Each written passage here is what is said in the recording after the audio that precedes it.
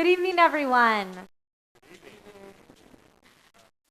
I love puzzles more than almost anything. It's even the subject of my talk. When I was 4 years old, I received my very first puzzle. So I learned how to do puzzles before I learned how to write, how to run even, before I could learn how to read.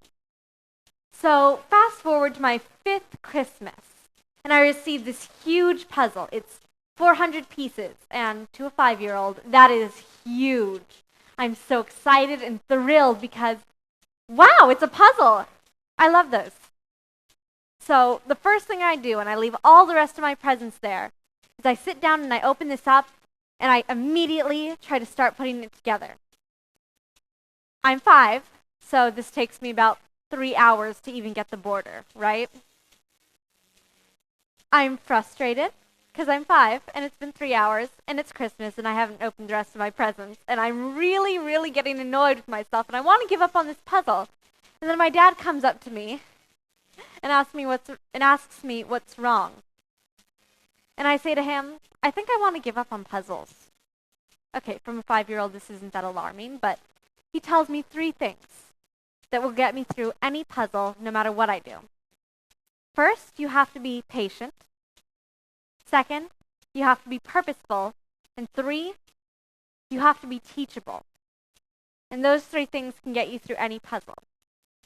Now fast forward 10 years, and I'm diagnosed with OCD. It's horrible, it's debilitating, and I can't get my mind to work. Everything is awful and isolated, and I feel so confused and lonely, and I don't understand anything. And I take a moment and breathe, and I pull out that same puzzle. And I sit there for an hour until it's done. And I realize that those 3 things I use every time I open up a puzzle, I can use in my everyday life to make sure that everything falls into place. Now, the first thing is being patient. And that's hard to do. It's a lot easier to say. But all it has to do with is working at it and going for it. Being patient is as simple as trying again and again. And even though that can be really hard, it's also really worth it.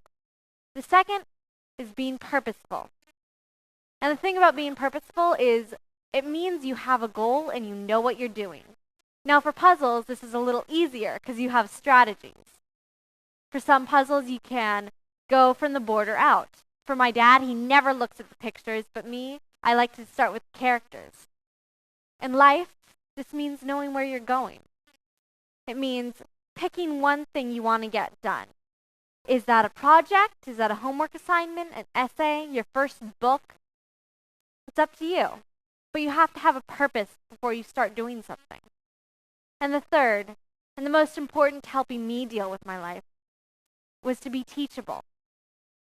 Being teachable is a concept my parents gave me as kind of a tool to be humble and to be teachable.